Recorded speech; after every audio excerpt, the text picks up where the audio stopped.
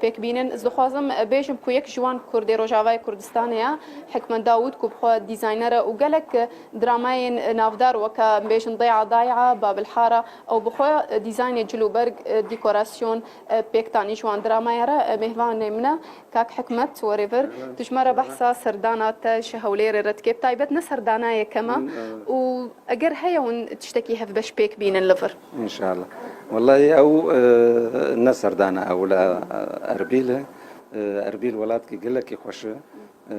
بري 10 سال أزهات ميدا أنا أزدبينم أربيلك دنيا يعني أربيلك هر وهر وشترة فيجري قلك هنرمند بمرهنة براستي أتخازم قلكي دلكي ولو يعني شيرين إنه دراماك شيبة بالفيدا سواء دراما سوري وكردي مثلا ولا حتى دراما عربي بنقل فيدا جي وواري وانا قلك خوش الفيدا ممكن قلك يعني انتاجك مازم شيبه يعني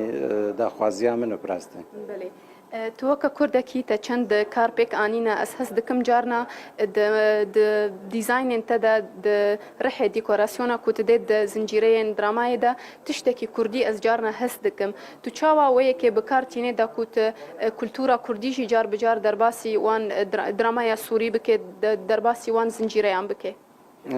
يعني أتبجم إنه قمان عم إنه جل وبر منطقي يعني وقت بعربية حوض بحر الأبيض المتوسط دشبن هف نزيكي هفن يعني قال لك جل شامية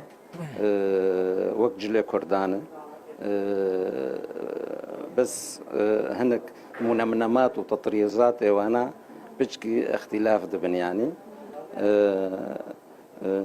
دائما جل خوياي انعكاس ثقافة إنسان يعني ممكن تشكي كردي ولو جبر قبل جانب كردي يعني